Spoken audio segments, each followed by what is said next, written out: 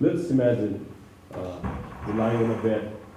We're unable to move, unable to do our daily living essentials and activities like brushing our teeth, changing our dress, uh, and we are not able to do our daily activity in such a routine. We are not even able to express ourselves.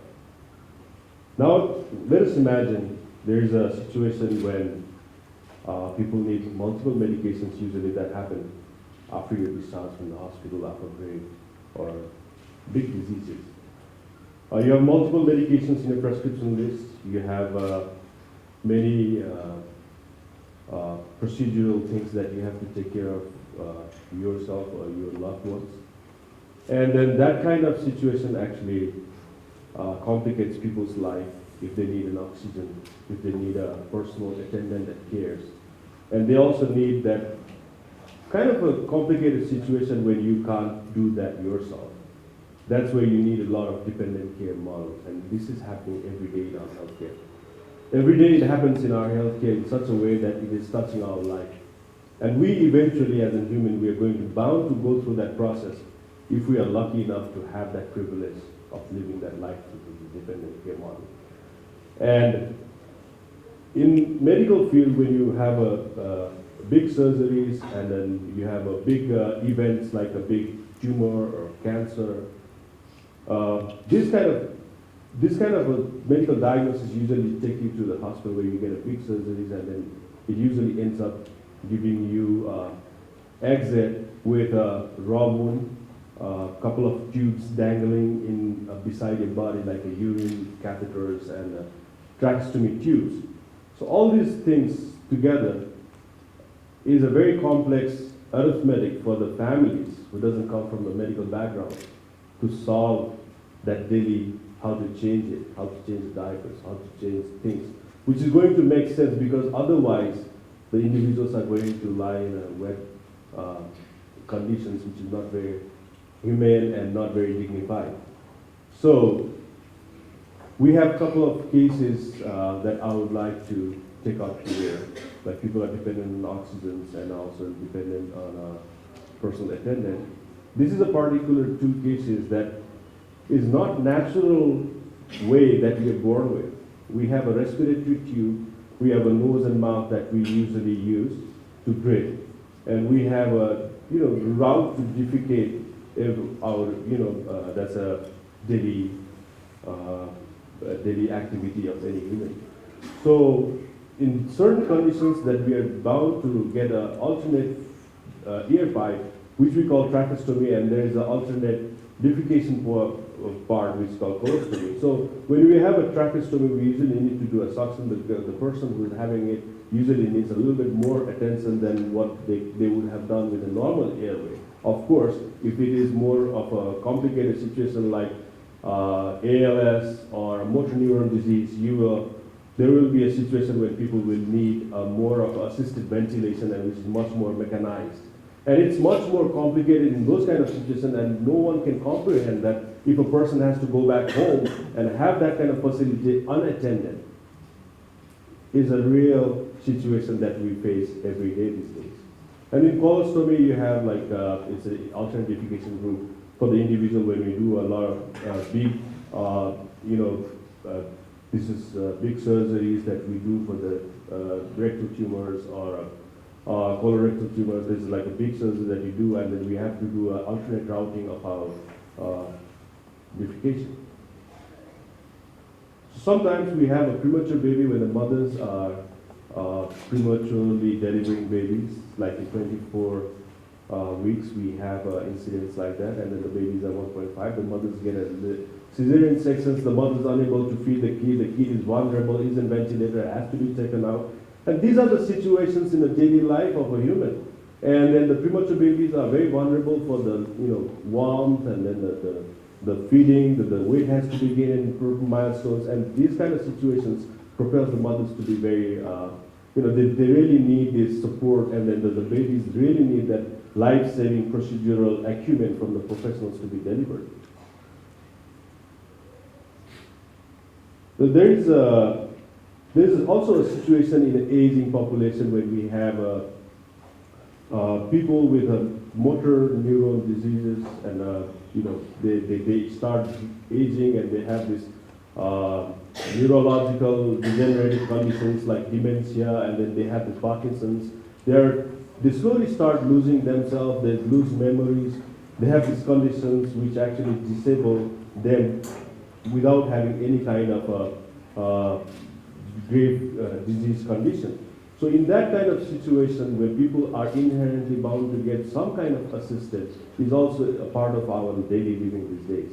Looking at those kind of situations and having those kind of complicated answers to be found every day in my daily medical practice, where I used to be a junior medical doctor when I was not in the residency of a cardiac surgery. I used to usually edit, and so I started my career in the first job as a critical care guy, and I used to work in a hospital called in Dharan, which is around maybe 200-300 kilometers away from here. So at that time, I used to counsel the patients when they were gravely diseased. They couldn't survive, and they had to be counseled. And then I used to say, you can take your people home. We can't do anything more in their situation. So we have to get them out and then send them to home so that we can vacate the rooms for the other people. So that counseling, inherently to be saying them to go out without the proper assistance has always been my problem, my inherent internal personal struggle. So that's where we started being a critical care guy, then I slowly moved on to become a physician in Kathmandu, then I went to do a residency.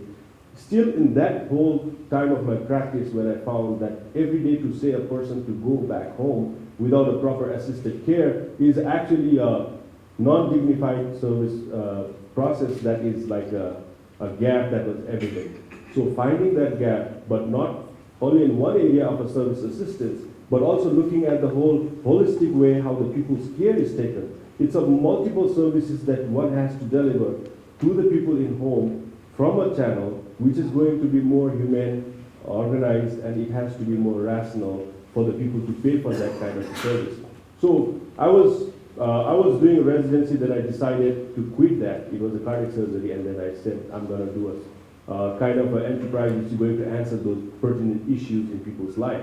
So when I took that challenge, it was in year 2009, and then I thought like, we're going to do everything that's needed on a people's call through one window, and we would do it in a one window service model in a cradle to grave philosophy, which is pretty much new, which is very innovative, but it's also very challenging when you have to take up a call from oxygen delivery to bed setup, then to have a multiple vendorship in a process that you can provide human resource, that you can provide consultancy of a high quality services, then you can actually do a logistic support and also have a lot of other fringe healthcare necessities to be delivered from one window. And that actually is very, very complicated when you see from that, it's not just a nursing agency, it's not just a doctor visit, it's not just equipment logistics, it's not about that. It's about serving that person with the everyday need in a holistic way of 360-degree need of that individual. And we started solving that one step at a time 6 years back, and we're still struggling with it. We are still evolving, we say. So this is the kind of condition a human or a Nepali community was living. It's a kind of a evolution that we have been able to transit. This is a cancer patient with lying in a bed with a lot of pillows in it. So we provide a bed, and then the person can actually be very comfortable and is relieved even when they are very frail and old and sick. So we came up with this idea of health at home, and then health at home has a 5-component pillar. It's an idea still. It's not anything of an enterprise, but it's an idea from where we're going to solve problem which is going to happen out of the hospital environment. We took up a challenge. We took up a challenge of saying, okay, anything that happens out of the hospital environment is going to be taken care of now onward. Nothing is going to be left unmanaged. So we have the 5 components of our service, which is care, compassion, confidentiality, comfort, and of a customized version for the individual care need.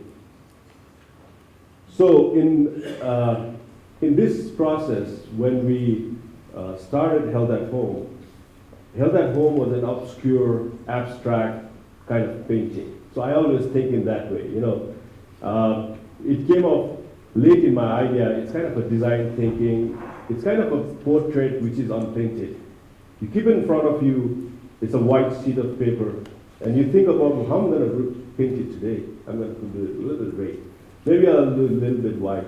And then slowly the color starts coming in. But what we fundamentally knew was we wanted to change the whole healthcare conceptual idea of infrastructure-bound service modality.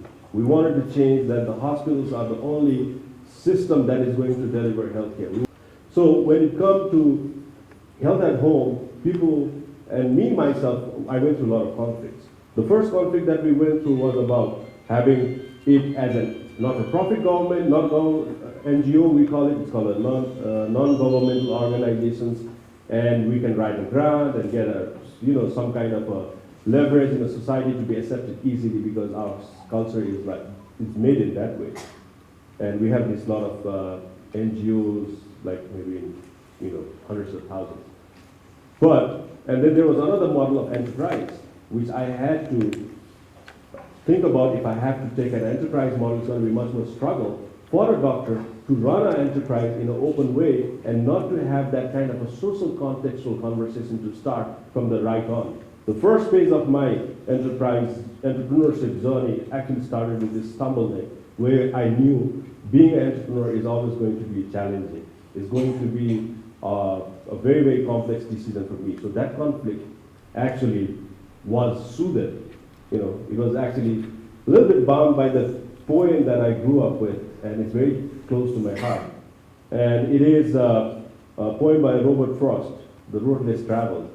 So I took up that road, which was not told to me, and I said, I'm an entrepreneur. So I started defining myself. I'm a doctor who's an entrepreneur. So I changed myself. I internalized that as saying, I'm a doctor, but I'm also an entrepreneur because to prove my concept otherwise, it's going to be a lot more humiliating for myself to ask for grant when my people are paying for money for everything. They can't get a service which is free of cost in this country. We have to pay for everything. And across the world, I think more or less it's almost every time we have to pay money for the service. So if you pay for the money, if you pay for a service, you have to be an enterprise. So it's fundamentally in that way. But taking that fundamental struggle, being an NGO or an enterprise, I took up a challenge of becoming an entrepreneur, the doctor who's an entrepreneur. So that's been a defining moment for me. And then we've been walking as a true enterprise of health at home. And over time, there has been a fundamental discord between the conflicting zone where the healthcare system fundamentally has struggled to prove as a welfare entity in a government or in policy level of a governance that it has to be taken care by the government, or it is taken care by the consumer's choice, where the consumers have the choice and right to buy what they want, what they feel good about, and they can spend money what they are going to be confident on it. Where I'm a very big, I really believe in it. Consumers should have a choice where they feel comfortable about spending their money. When it comes to their choice, that's where the whole thing about that confidence value comes in. The second thing that I always thought, so once I thought about that the consumer's rights are protected, so again, I started doing it. I'm an entrepreneur who practices medicine. So we became a whole 360-degree circle of redefining, it's a coexistent value of my fundamental defending healthcare or health at home as an enterprise. But over the time, we've been able to prove that this health at home has been an entrepreneurial journey for us. We also have been able to solve a few other problems like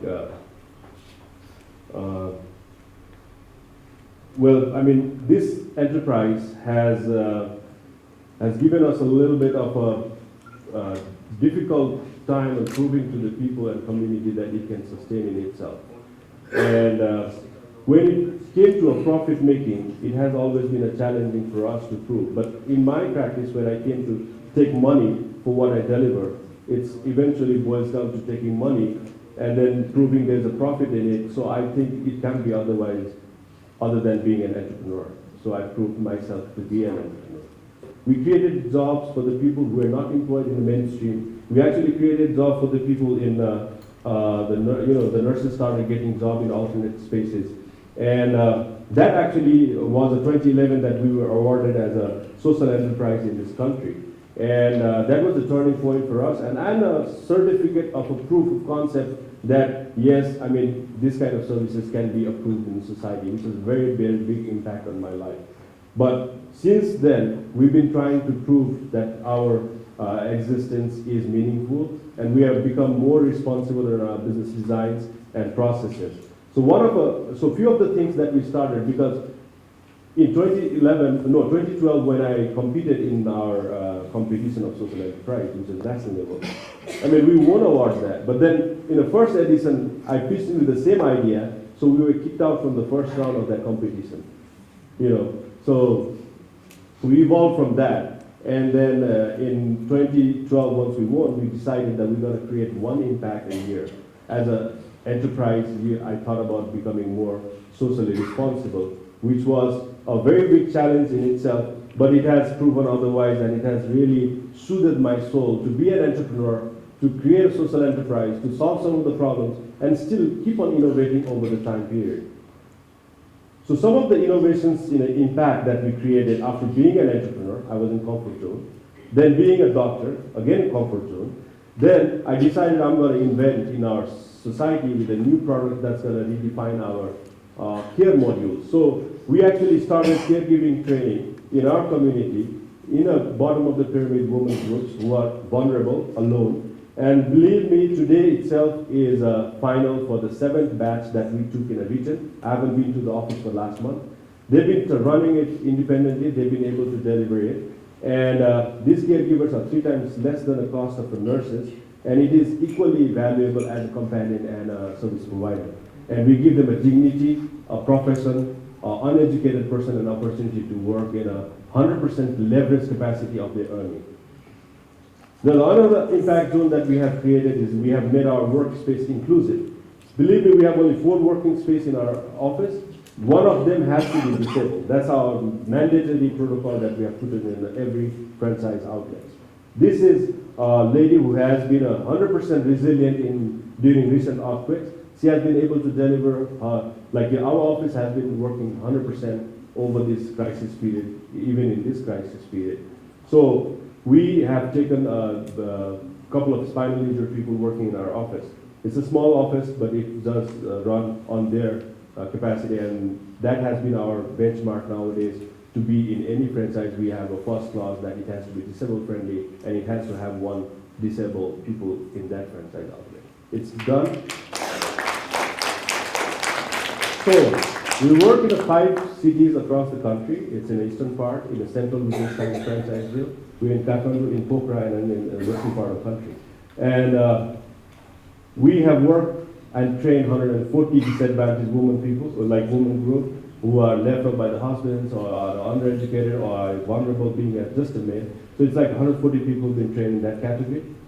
3,000 people are employed in this ecosystem since we started 7 years back.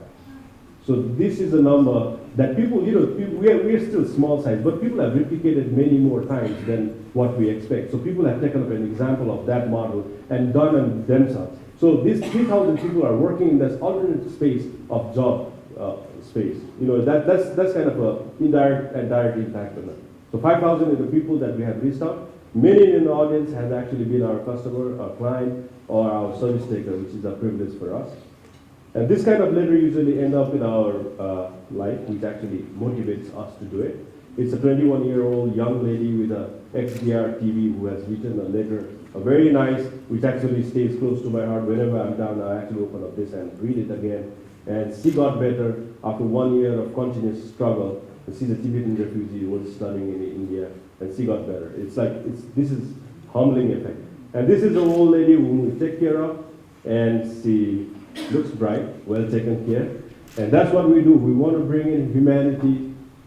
We want to bring a good quality life to the people who are vulnerable, who are disadvantaged or disabled, both in a way of service providing and also being a responsible enterprise. And that's what we are looking forward to do, solve many more problems in years to come. Preserve our dignity, bring in empathy.